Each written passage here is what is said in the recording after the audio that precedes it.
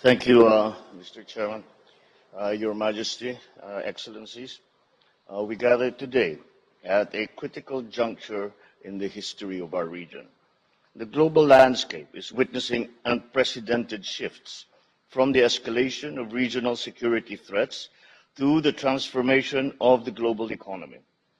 As one community, our collective well-being hinges upon our ability to respond to the changing paradigm of our times in a timely and effective manner. In these times of uncertainty, ASEAN should matter more than ever. The significance of ASEAN on the global stage can only be sustained so long as we can demonstrate to the rest of the world that ASEAN continues to be a force for positive change. The first step in that positive change is the promotion and the maintenance of peace. Because as we speak for progress, that progress must be built on a strong foundation of peace. And so let us look at the threats to peace in our region. One test of our relevance is our ability to facilitate a peaceful resolution in Myanmar. We remain firm that the resolution to the Myanmar crisis should be Myanmar-owned and Myanmar-led.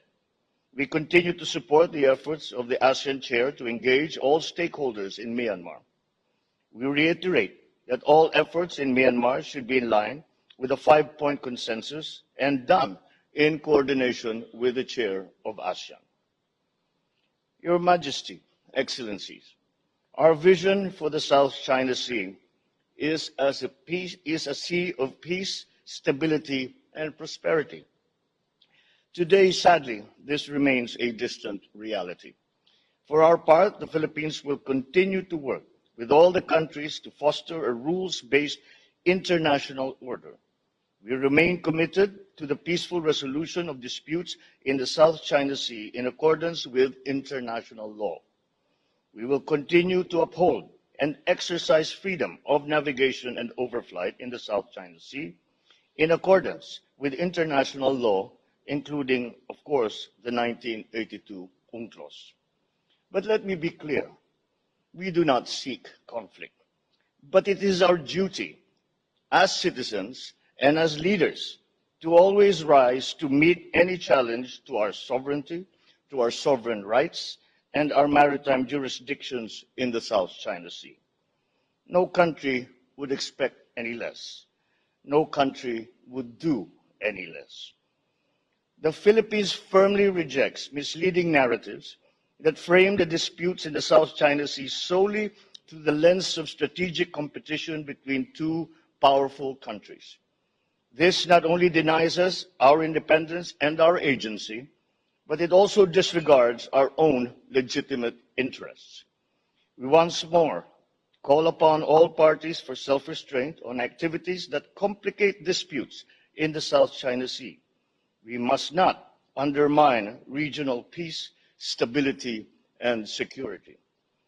We cannot emphasize enough that actions, not words, should be the ultimate measure of our commitment to securing peace and stability in the South China Sea.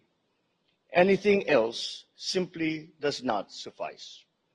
We therefore seek your support for the operationalization of practical measures such as the ADMM guidelines for maritime interaction, which we envision will be expanded to our external partners in due time. The Philippines is also pleased to have hosted the second ASEAN multilateral naval exercise off Zambales and Bataan, and the 40th meeting of the JWD-DOC in Manila to expedite the negotiations for a substantive and effective code of conduct in the South China Sea. As tensions and mistrust between the great powers escalate, so too does the prospect of miscalculation that threatens to engulf the region with the severest consequences for all of us. It is imperative that we leverage the ASEAN regional architecture to serve as a diplomatic bridge that promises mutual understanding, strategic trust, and peaceful settlement of disputes.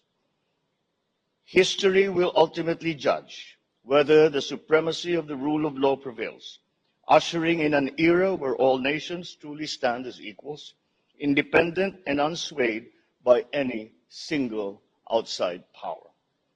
The challenge for us remains that we must never allow the international peaceful order to be subjected to the forces of might applied for a hegemonic ambition.